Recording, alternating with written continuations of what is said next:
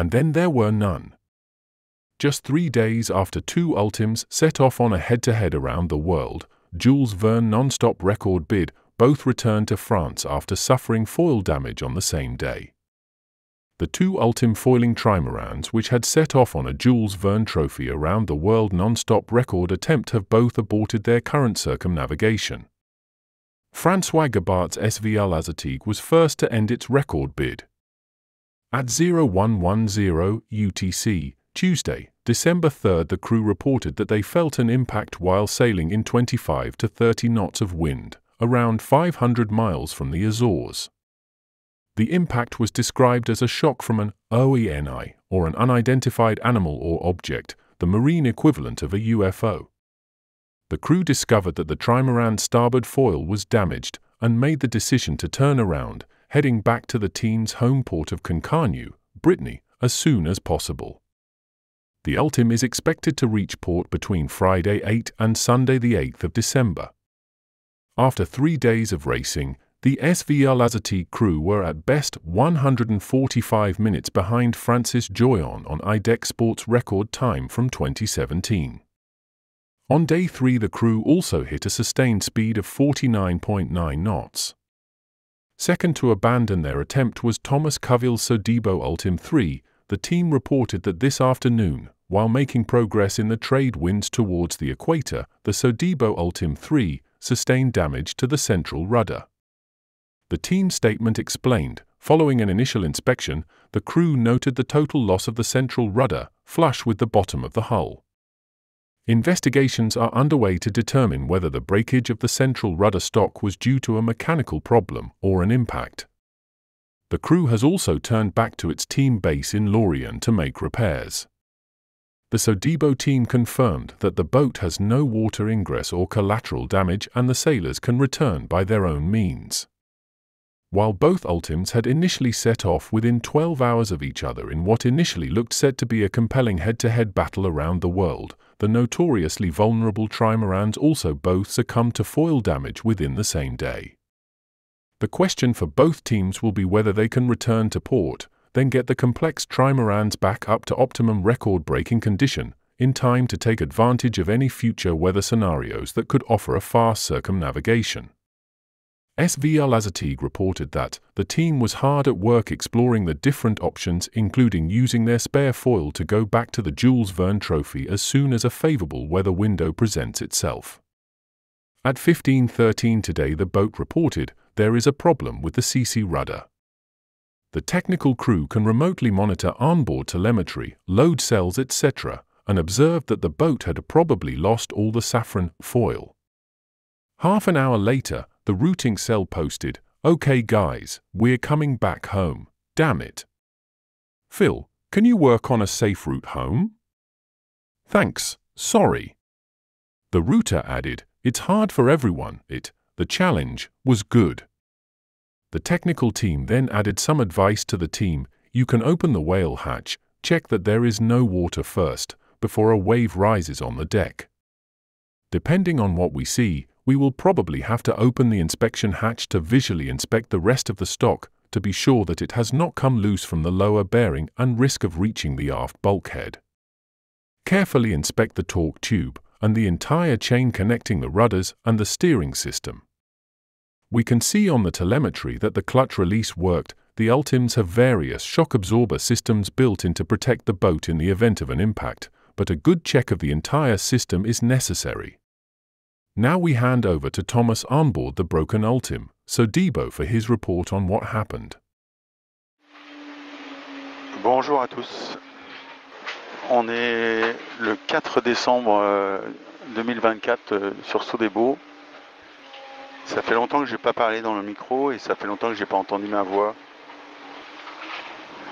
Il n'y a que quand je suis en mer et que je m'expose à cet exercice de livrer ce que je ressens quand je suis en mer et sur ce trimaran Sodebo.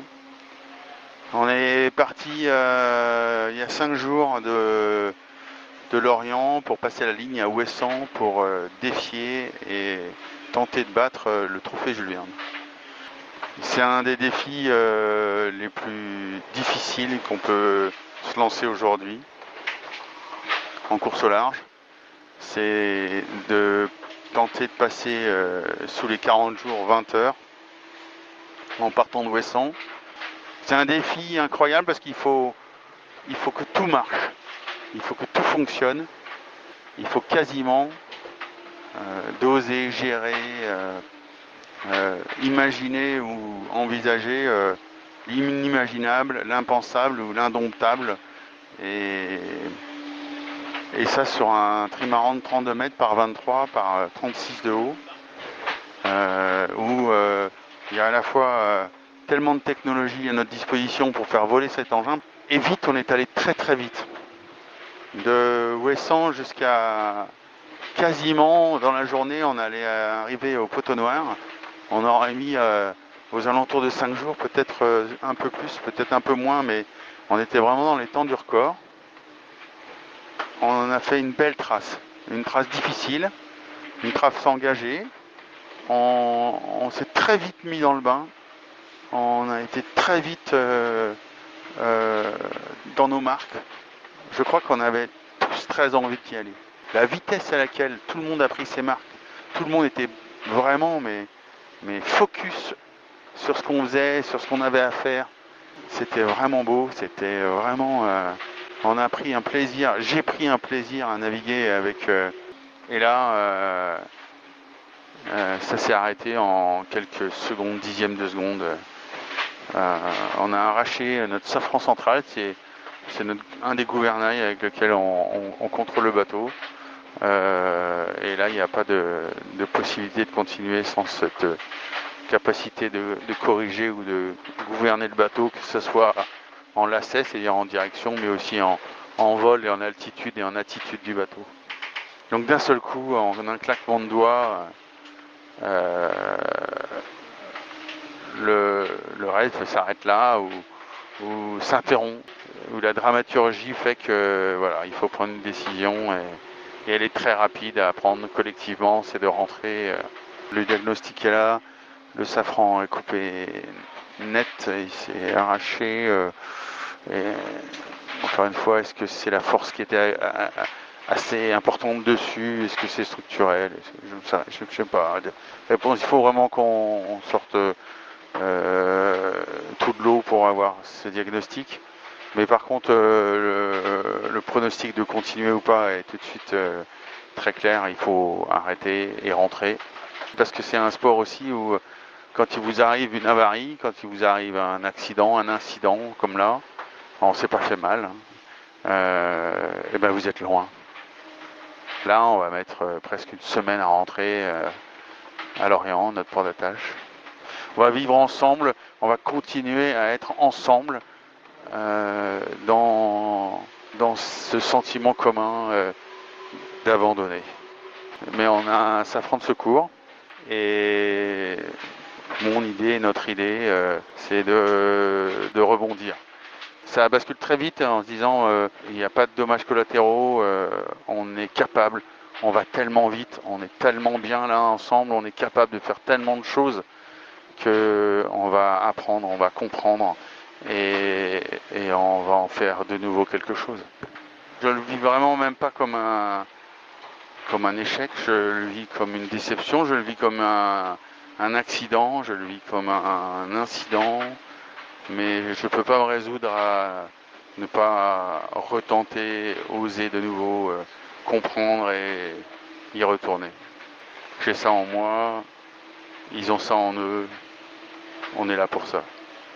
Il fait nuit, on fait du nord, il y a Pierre et Léo qui sont à la table à cartes, les autres dorment. Ils étaient vraiment beaux les uns et les autres dans cette tentative. Vraiment. Merci à vous. Je ne sais pas si vous vous réveillerez ou si vous allez dormir avant d'écouter ça. Mais à très bientôt.